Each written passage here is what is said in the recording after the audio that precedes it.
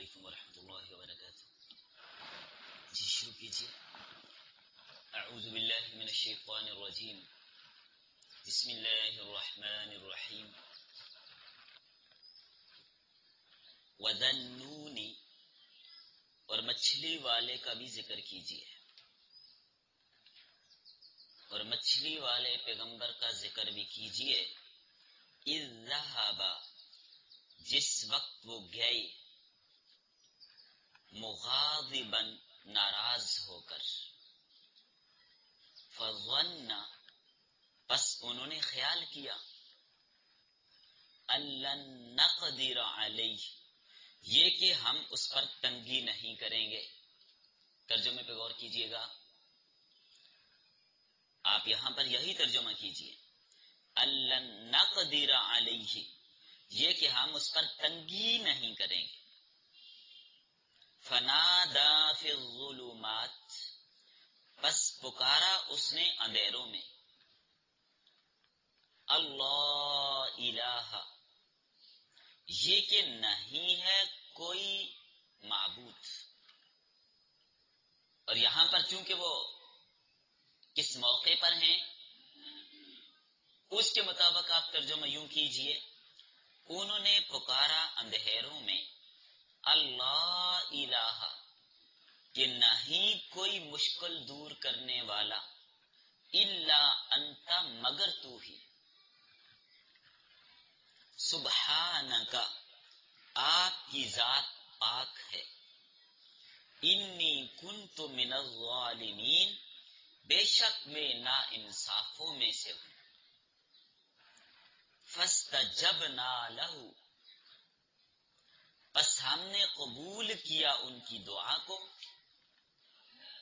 ونجیناہ، اور ہم نے انہیں نجات دی، من الغم، پریشانی سے. وَكَذَلِكَ نُنْجِي الْمُؤْمِنِينَ، اور اسی طرح ہم نجات دیتے ہیں مومنوں کو. ایمان والوں پر بھی اگر کوئی پریشانی آ جائے تو ہم ان کو یوں ہی نجات دیا کرتے ہیں. بس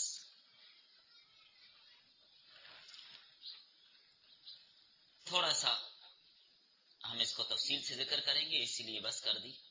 تو یہ سورۃ الانبیاء کا درس نمبر 15.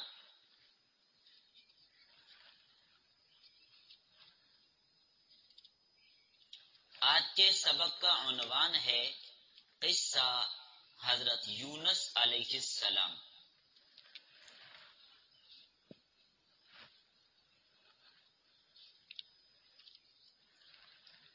قصہ حضرت یونس علیہ السلام.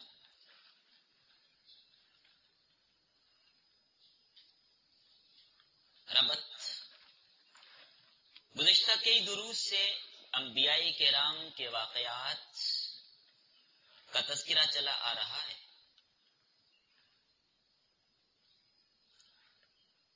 اسی سلسلے میں اب یہاں پر حضرت یونس علیہ السلام کا ذکر کیا جا رہا ہے.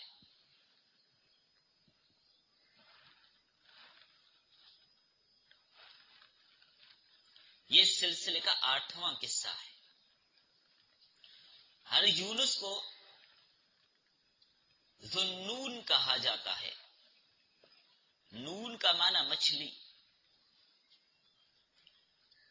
تو اسی مناسبت سے چونکہ حضرت یونس علیہ السلام مچھلی کے پیٹ میں رہے تھے، اس لیے ان کو مچھلی والا نبی بھی کہا جاتا ہے. فرمایا جب وہ اپنی قوم سے ناراض ہو کر، ناخوش ہو کر چلے گئے،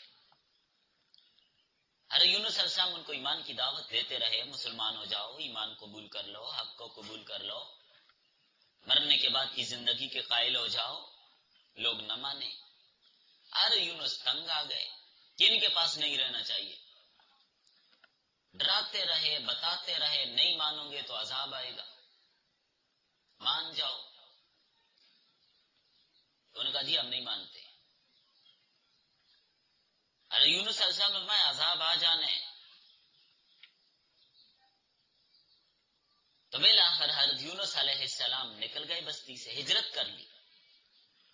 کہ چلو جی باقی انبیاء کرام بھی ہجرت کرتے رہے تو میں بھی ہجرت کرتا ہوں، چلا جاتا ہوں.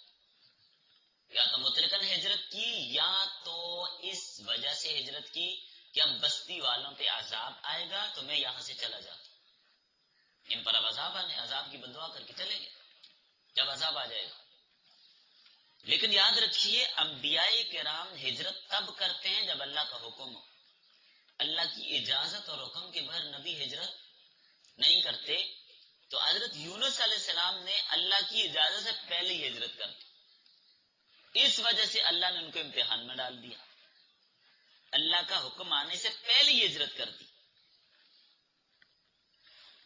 ہر یونس علیہ السلام، ان کا نام یونس بن متہ علیہ السلام، ان کا جو علاقہ تھا عراق کا صوبہ موصل، اس میں شہر تھا نینوا، یہ ان کا علاقہ تھا. 1,00,000 سے کچھ زائد لوگوں کی طرف ان کو نبی بنا کر بھیجا تھا. 1,20,000 وغیرہ کے اقوال ملتے ہیں. تو حضرت یونس علیہ السلام نے ان کو بڑی نصیحت کی، واعظ کیا، سمجھایا، لیکن لوگوں پر کوئی اثر نہ ہوا.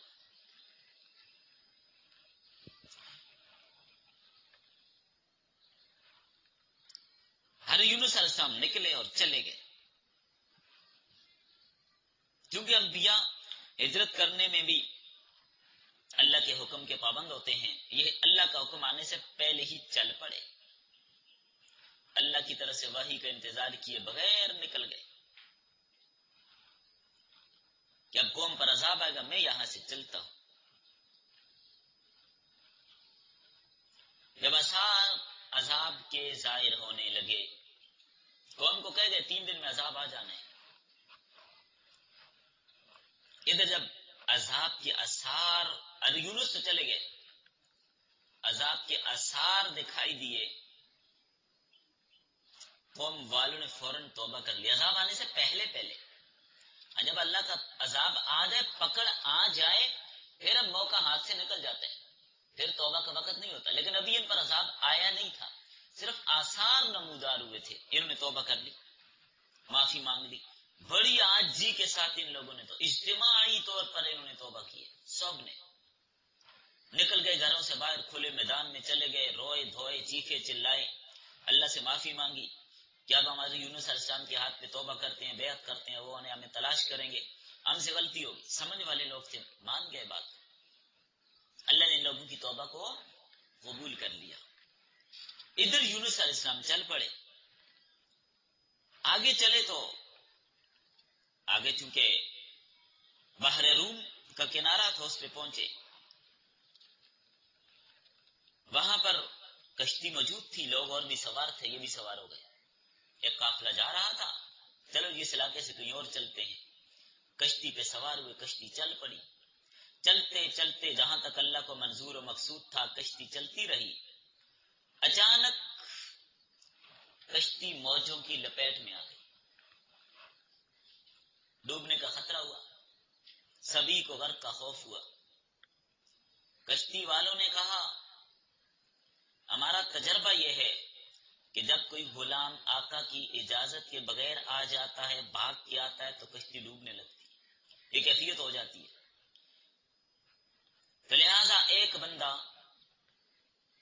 جو اس کشتی میں کوئی ایسا موجود ہے جو آقا کی اجازت کے بغیر آیا ہے، وہ نکل جائے. تو یونس علیہ السلام سمجھ گئے کہ میں ہی اللہ کی اجازت کے بغیر آیا ہوں، میرا آقا تو اللہ ہے، اللہ نے اجازت نہیں دی تھی کہ میں ہجرت کر کے آ گیا. تیار ہو گئے کودنے کے لیے پانی میں.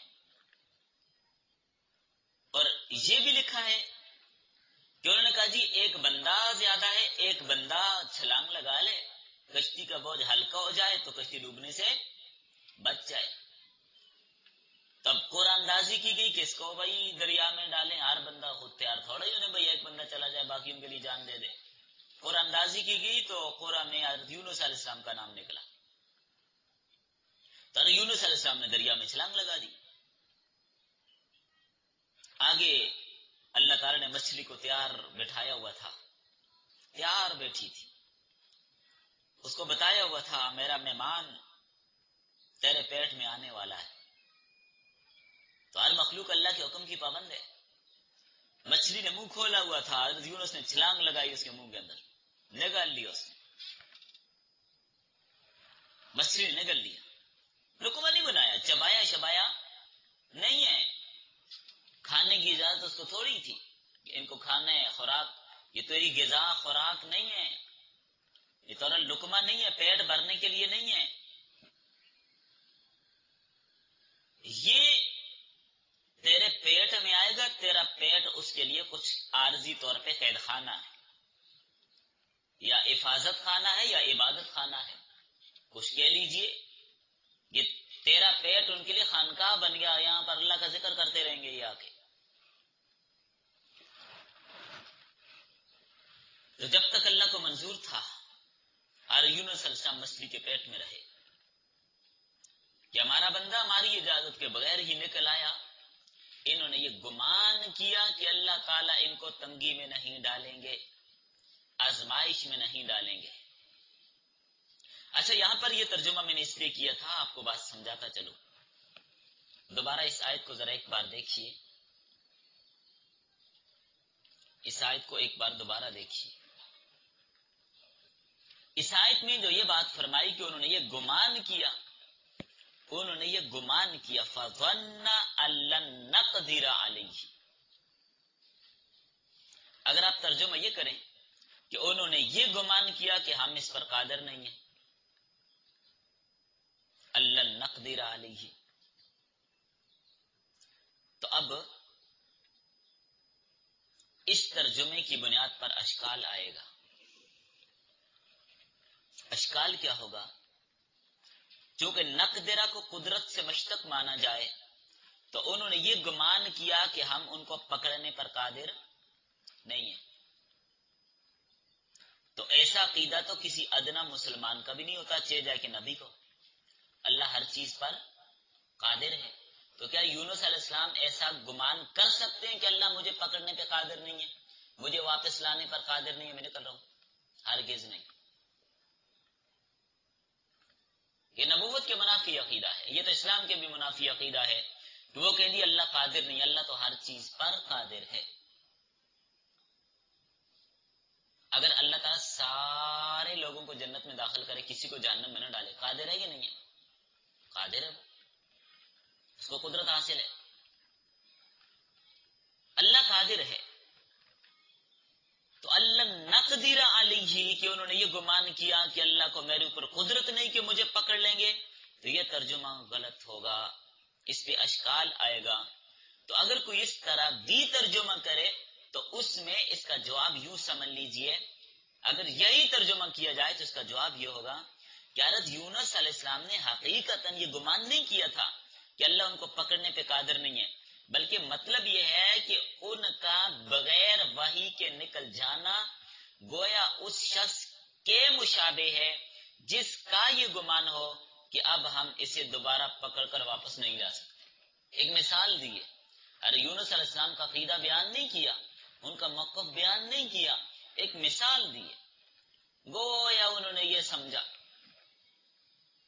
تو یونس علیہ السلام کا عقیدہ نہیں بتایا جا رہا، بلکہ بطور شکوہ محبت حق نے اپنے محبانہ انداز سے عتاب ان الفاظ میں بیان کیا ہے. ورنہ معاذ اللہ یہ تو کسی مسلمان کا عقیدہ بھی نہیں ہو سکتا کہ اللہ مجھے پکڑنے پہ قادر نہیں ہے، اللہ تو ہر چیز پر قادر ہے. تو اس لیے اگر آپ یوں ترجمہ کر لیجئے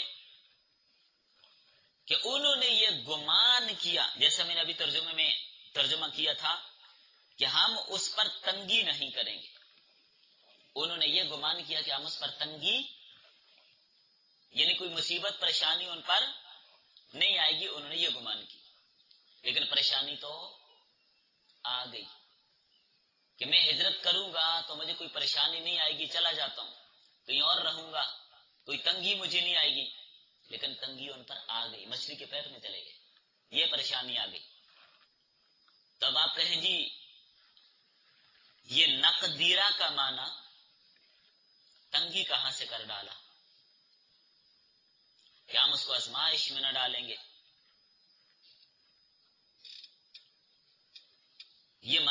سے لیا. قدر قرآن اور لغت عرب میں تنگی کے معنی میں استعمال ہوا ہے. قرآن کے اندر بھی تنگی کے معنی میں استعمال ہوا ہے. وَمَنْ قُدِرَ عَلَيْهِ رِزْقَهُ، یہاں پر قدر کا کیا معنی؟ رزق کو تنگ کرنا. تو معلومات تنگی کے معنی میں قدر استعمال ہوا ہے.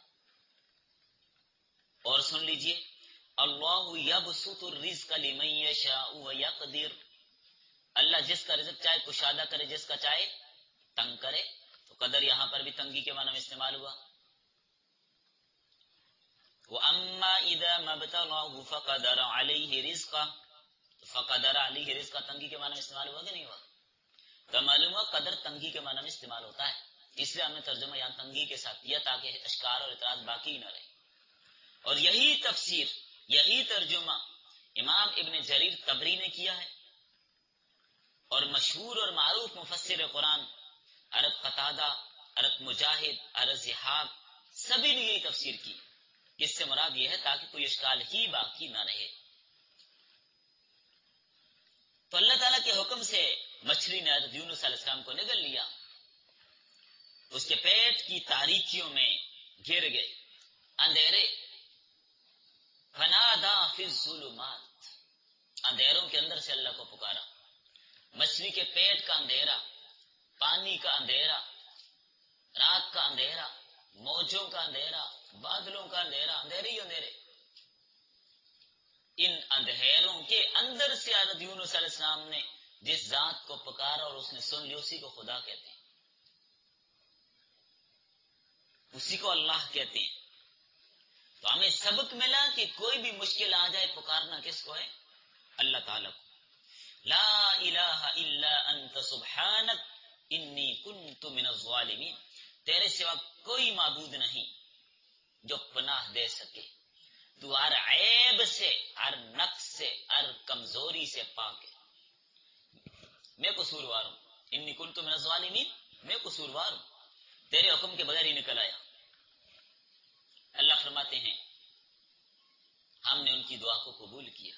فاستجبنا لہ، ہم نے ان کی دعا کو قبول کر لیا، اس لیے کہ دعاؤں کو قبول کرنے والا وہی ہے. اور انہیں غم سے نجات دے دی. وَنَجَّيْنَاهُ مِنَ الْغَمِّ، غم سے، پریشانی سے ان کو نجات دے دی. مچھلی نے ان کو ساحل پر لا کر اگل دیا، نکال دیا. اللہ کی امانت تھی مچھلی کے پاس، صحیح سالم اس نے واپس کر دیا. صحیح سالم حالت میں مچھلی نے حضرت یونس علیہ السلام کو باہر نکال دیا.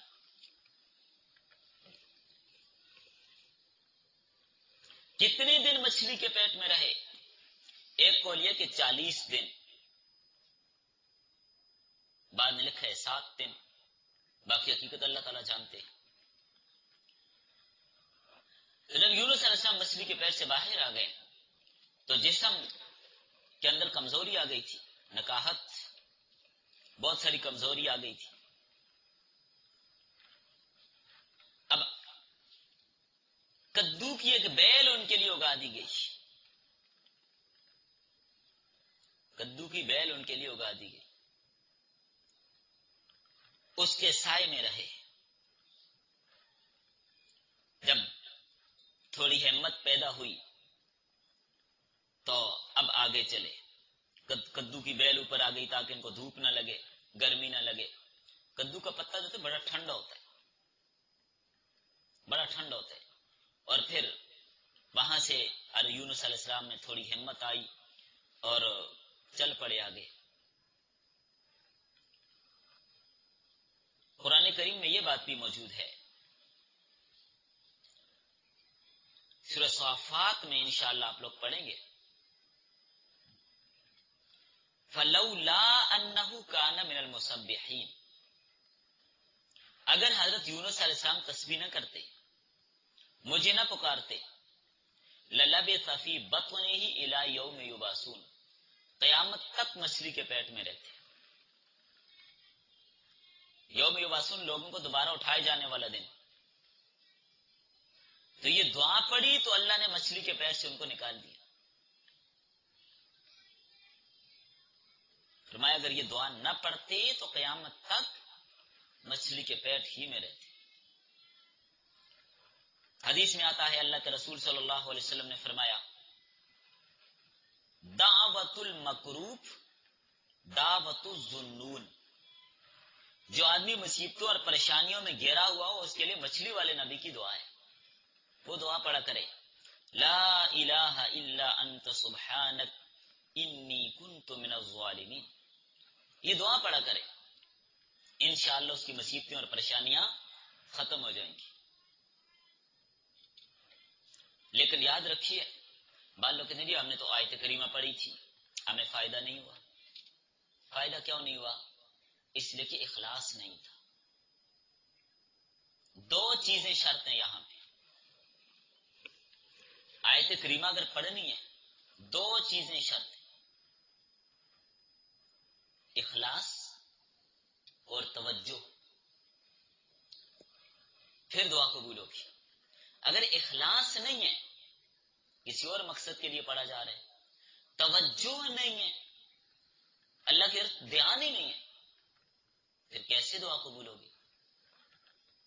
ایک آدمی ویسی تسبیح پکڑی ہے بس پڑھتا جا رہا ہے پر دل میں کچھ دائیں بائیں خیال آ رہے ہیں، کوئی وہ جا رہا ہے، کوئی ادھر کی سوچ رہا ہے، کوئی ادھر، توجہ ہی نہیں ہے اللہ کی طرف، دھیان ہی نہیں ہے، اس پڑھنے سے دعا قبول نہیں ہوگی. بعض کا لوگ دعا مانگ رہے ہوتے ہیں، ہاتھ پکڑے ہوتے ہیں دعا کے لیے، دعا بھی مانگ رہے ہوتے ہیں، ساتھ کبھی وہ چھت پہ پنکھے گن رہے ہیں. یہ جو میں نے دیکھا جو وہ بتا رہا ہوں، کبھی لائٹیں گن رہے ہیں ادھر ادھر ادھر سر گھما کے دائیں بائیں دیکھ رہے ہیں، کبھی اپنے ہاتھوں کی انگلیوں کے ساتھ کھیل رہے ہیں، کبھی ہاتھوں کو گرم کر رہے ہیں، مسل رہے ہیں. ابھی پہلے بیٹھے ہوئے ٹھیک تھے، جب ہی دعا شروع ہوئی ہاتھ اٹھائے، اب خارش بھی شروع ہو گئی، اب دائیں بائیں دیکھنا بھی شروع ہو گئے، اب انگلیوں میں انگلیاں ڈال کے ان کو دبانا اور ان سے پٹاخے نکالنا بھی شروع ہو گئے. یہ غفلت ہے. حدیث سناتا ہوں لا يقبل اللہ الدعاء من قلب غافل. غافل دل والی کی دعا اللہ قبول نہیں کرتے. دعا کر رہے دھیان کہیں اور ہے، بس زبان سے رٹا لگایا ہوا نا ہم لوگوں نے، وہ رٹا پڑھتے جاتے ہیں، دھیان کوئی نہیں ہوتا. دعا وہ ہوتی ہے جو توجہ اور یکسوئی کے ساتھ. رٹا لگانے سے کچھ نہیں ہوتا. ہم جو آیت کریمہ پڑھتے ہیں رٹا لگاتے ہیں، دھیان نہیں ہوتا، توجہ نہیں ہوتی، اخلاص نہیں ہوتا. اور پھر اگر ہم یوں کر لیں کہ ہم نے آیت کریمہ پڑھانی ہے، بچوں کو بتا دیں بیٹا یہ آیت کریمہ اتنی بار پڑھ لیں آپ کو بریانی کھلائیں گے، تو بچے بریانی کے لیے پڑھ رہے ہیں، آپ کے لیے تھوڑا ہی پڑھ رہے ہیں. ان کی توجہ ساری جو دیکھ کی خوشبو آ رہی ہے نا اس کی طرف، یا آپ نے کوئی چائے یا رسگلوں گلاب جامنوں کا انتظام کیا، وہ ساری توجہ ان کی وہاں ہے. زبان سے رٹا لگا رہے ہیں، پڑھتے جا رہے ہیں، دھیان کب آئیں گے گلاب جامن گرم گرم ہم کھائیں. میں کہتا ہوں میں اس پہ قسم اٹھاؤں تو میں حانس نہیں ہوگا، میں صحیح کہہ رہا ہوں. یہی ہوتا ہے. پھر لوگ کہتے ہیں جی ہم نے تو آیت کریمہ بھی پڑھائی تھی، اس کا فائدہ. اللہ کے بندو خود پڑھو کوئی فائدہ بھی ہو. بچوں کو بلا کر پڑھانے کا کیا فائدہ ہوگا؟ بچے آپ کے لیے تھوڑا ہی پڑھ رہے ہیں، ان کا نہ دھیان نہ توجہ نہ کوئی یکسوئی، کچھ بھی نہیں. ادھر سے کو کونی ماری پھر لا الہ الا اللہ سبحانک، ادھر دوسرے کو کونی ماری لا الہ الا اللہ سبحانک. یہ تو مذاق ہو رہا ہوتا ہے. میں نے یہاں پر دیکھا ہے، اس لیے میں بات کہہ رہا ہوں. تو خود پڑھیے، توجہ کے ساتھ پڑھیے، یکسوئی کے ساتھ پڑھیے، جتنا آسانی سے پڑھ سکتے ہیں. کوئی تعداد متعین نہیں ہے، کوئی تعداد متعین نہیں. آسانی سے جتنا آپ سے ہو سکتا ہے پڑھیں، اخلاص اور توجہ سے پڑھیں، انشاءاللہ کام ہو جائے گا. اخلاص اور توجہ نہیں ہے، یکسوئی نہیں ہے، جتنی بار بھی پڑھیں کوئی فائدہ نہیں ہو. بات ختم. ٹھیک ہے، آپ نہ اتفاق کریں میری بات کے ساتھ. کبھی بچوں کو بٹھا کے نا خود بھی تجربہ کر لینا. ہوتا ہی ایسے. آپ نے جو ان کے لیے ماشاءاللہ انتظام کیا ہوا ہے کوئی بریانی قورمے کا، وہ اس کے لیے پڑھ رہے ہیں. ہاں آپ بچوں کو لائیں نا، ان سے کہیں کھانا شانا کچھ نہیں دیں گے ہم، کوئی بریانی نہیں ملے گی، کوئی چائے پانی، کوئی کھانا نہیں ملے گا. آپ بیٹھو یہاں 2 گھنٹے پڑھو، پڑھ کے دکھائیں. اس لیے خود پڑھیے، گھر کے افراد مل جائیں، تنہا پڑھ لیں، یکسوئی کے ساتھ. ان کو پہلے بات سمجھا دی جائے، دھیان اور توجہ یہ ضروری ہے، غفلت کے ساتھ نہیں۔ اچھا، یہ آپ نے کبھی دیکھا ہو، یہ بعض جگہوں پر مانگنے والے آپ لوگوں نے دیکھے ہوں گے، چوک میں، چوراہے میں، اڈوں پہ مانگنے والے ہوتے ہیں نا، وہ کبھی آپ کے پاس مانگنے کے لیے آتے ہیں، ہاتھ آپ کے آگے پکڑیں، جی ہمیں کچھ دے دیں، 50 روپے دے دیں، 10 روپے دے دیں، مانگ آپ سے رہیں، دیکھ دائیں بائیں رہیں، ایسا ہوا ہے کبھی؟ توجہ ادھر ادھر ادھر نہیں، وہ بڑی توجہ کے ساتھ، بڑی لجاجت کے ساتھ، بڑی زاریاں کر کر کے مانگ رہے ہوتے ہیں آپ سے۔ تو مانگنے کا طریقہ ان سے سیکھیے، یوں اللہ سے مانگنا چاہیے جیسے وہ بندوں سے مانگ رہے ہوتے ہیں۔ تو ہم دعا مانگتے نہیں، دعا پڑھتے ہیں، تو دعا مانگنے کی چیز ہے، لجاجت کے ساتھ مانگیے، دل کی گہرائیوں میں ڈوب کر مانگیے،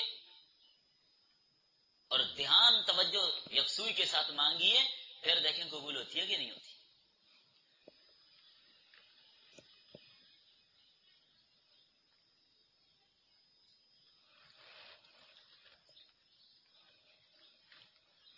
یہ انہوں نے لکھا ہے کہ پہلے ہی پوچھ لیتے ہیں کھانے کو کیا ملے گا،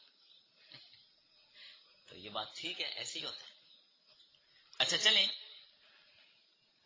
حدیث میں جو یہ بات فرمائی، ایک حدیث میں یہ بات بھی ہے کہ نبی صلی اللہ علیہ وسلم نے فرمایا کہ مجھے یونس بن متی پہ فضیلت نہ دو۔ اس سے مراد کیا ہے؟ نبی صلی اللہ علیہ وسلم تو سارے انبیاء سے افضل ہیں، یہ کیوں فرمایا؟ آپ صلی اللہ علیہ وسلم کی عاجزی، اور دوسری بات، اس انداز سے کسی نبی کو دوسرے نبی پر فضیلت دینا کہ اس نبی کی تنقیص کر دینا، اس کی شان، اس کا مرتبہ گھٹا دینا، کم کر دینا، یہ جائز نہیں۔ کسی نبی کی تنقیص کرنے کی اجازت نہیں۔ کوئی آدمی کسی نبی کی تنقیص کرے گا، مسلمان رہ سکتا ہے؟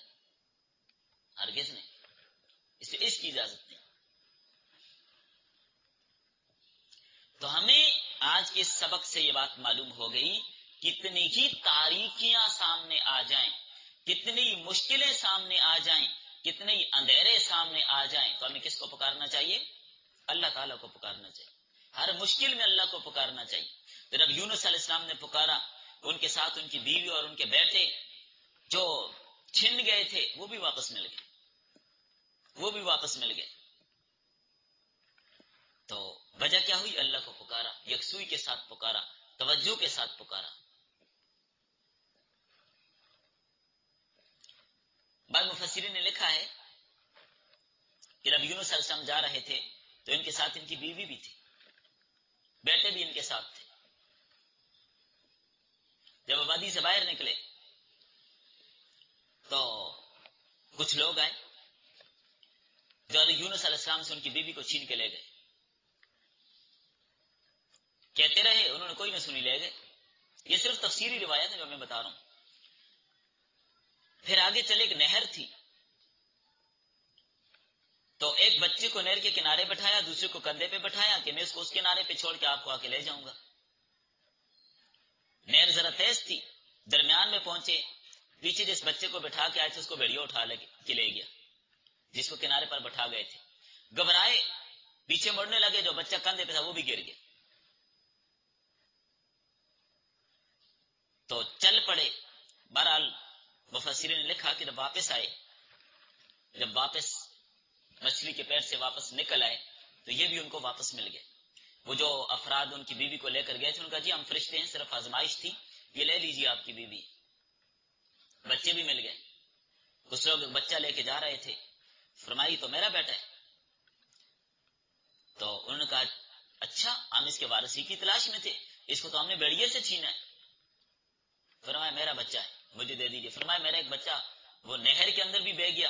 ان کا اچھا، فلاں جگہ ڈیرے پہ لوگ بیٹھے، ان کے پاس بھی اسی شکل کا ایک بچہ ہے، ایک لڑکا ان کے پاس بھی ہے، وہ بھی اس کے وارث کو ڈھونڈ رہے ہیں، وہ بھی جگہ پاس تھی، پاس گیا، وہ بھی مل گیا۔ تو انہی امتحان تھا، آزمائش تھی، تو وہ آزمائش میں اللہ تعالیٰ نے ان کو کامیاب کر دیا۔